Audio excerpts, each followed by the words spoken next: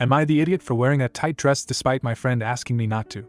I, female 20, and my friends, female 22, and female 22, are currently on vacation. For the sake of the story, I will call them L and K. L, K, and I all decided that while we are on vacation, 1 week, we would go clubbing as much as possible. All of my friends know that I have a feminine sense of style. My entire wardrobe consists of pink, mini skirts, dresses, heels, and lots of jewelry. Not once has this ever seemingly been a problem with my friends, at least none that was mentioned directly to me. When you go clubbing, most people tend to wear tight outfits, so my suitcase was packed with several outfits meant for clubbing. Last night, after spending our day by the pool, I started Googling clubbing places near us and broached the topic of starting our first night partying. All seemed excited, so we all headed up to our room to start getting ready. I was just about done with my makeup and hair when I grabbed the dress I was planning on wearing, and suddenly the mood felt extremely sour. For sake of full clarity, it's a very short pink leather dress. Kay spoke up and mentioned that I should probably pick another outfit. I asked her why, and she said since we are all going together, none of us should try to outdo each other. I explained that I'm not trying to outdo anyone and just liked my dress. Elle sided with her, saying that I was clearly trying to one-up the both of them and was acting like a pick-me. I told them I'm wearing the dress no matter what, and I was sure they would look just as if not more beautiful than me in their outfits. They barely talked to me for the remainder of getting ready and split up from me the moment the Uber dropped us off. It's Tuesday and they are still being cold/short with me. I kind of want to go home, but I'm curious if I'm being an overdramatic idiot. Am I the idiot?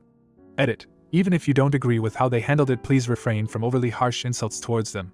Nobody is perfect, and hurling insults towards/about them does not make it any better. Edit 2. I am seriously considering going home. I got up this morning, and when I went to get dressed after my shower, I found that several of my clothes had been vandalized. 2 of my tops have been torn, a skirt of mine is completely butchered, a couple of my dresses look like they went through a wood chipper, and a pair of my heels has toothpaste squirted into the base. Both of them are denying they did it. Honestly, I am just beyond crushed that they did this to my clothing and don't even have the nerve to admit it. It genuinely makes me want to cry. Now, for a few comments before the update. Not the idiot. It's normal to want to look good when you go out clubbing, and dressing up and doing your makeup has nothing to do with trying to one-up other people. If your friends have a problem with you wearing flattering outfits to the club with them, they have their own insecurities to sort out. Comment 2. Not the idiot. Yikes, your friends left you alone somewhere where you are a visitor because they didn't like your dress. You can wear what you want. True friends lift each other up so they don't abandon them because of their own insecurities. Now for the update. Well, it's been some time since my original post, so I thought it would be a good time to update after I gave myself time to process. I want to start with the statement that I am no longer friends with either L or K. After reading the comments under my original post, I realized how crappy what they did was and that it put me in danger. The night after they vandalized my stuff, we went out to breakfast, and I let them know that since I am the only person whose name is checked in on the hotel and my boyfriend paid for it, they both had 5 hours to pack and find another place to stay, or they could talk it out with me and pay for the clothes/shoes that they damaged. This was not met kindly, and both of them started cursing me out and telling me I was a selfish, conniving, snake-ass bitch. I told them that it was their choice to destroy my clothes, and all I wanted to do was to talk it out with them and figure out why this had to happen in the first place. I didn't get a straight answer other than I'm a selfish pick-me who doesn't deserve anything I have. So, I took it as them giving me my answer. Luckily, they were not difficult besides some passive-aggressive comments. I enjoyed the rest of my vacation as best as I could given that I was alone. Luckily, a lot of the local women were extremely kind and chatted with me wherever I was, so it didn't feel as bad. I've been home for a little less than a week and have received several nasty text messages from both L and K plus some mutual friends. I've spent most of this week trying to come to terms with the fact that I am losing several friendships over this.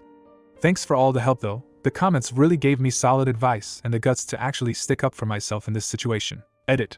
I forgot to mention this, but to the one person under my original post who said they would try to sleep with my boyfriend, they did. The day after we got home, my boyfriend showed me a text I sent him. Basically, it was a lengthy text message about how I'm only with him because he has money and that they should meet up for coffee so she could show him he deserves better. That is ironic for 2 reasons. I was with/loved him the same while he was a broke college student working retail, and my family got him the job he has now. Comment 1. I guarantee you they did not tell the true story to your mutual friends.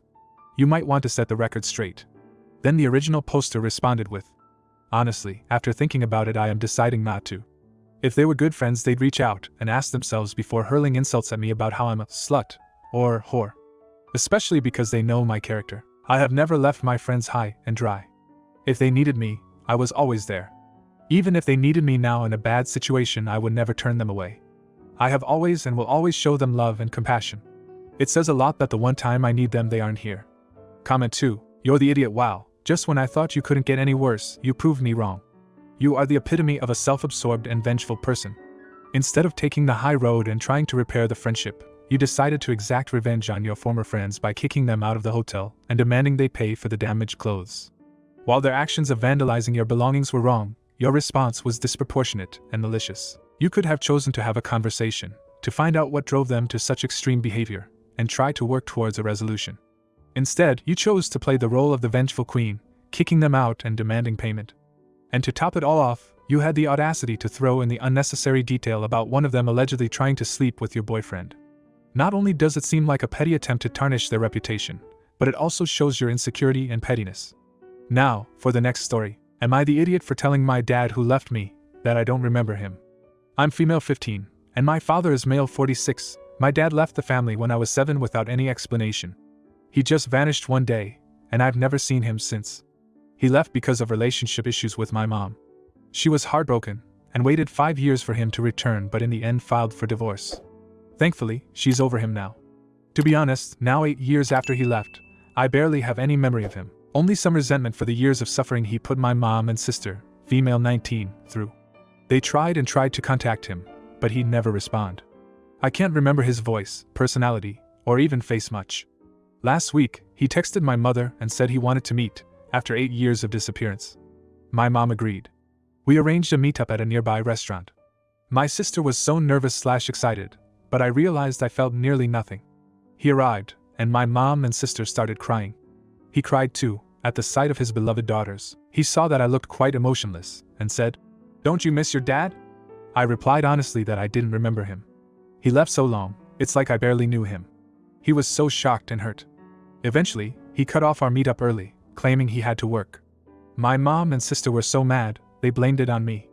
My mom said that my sister's been waiting to see her dad for so long, but I had to make a stupid remark and make him leave a second time, asking how I could behave like this towards my dad.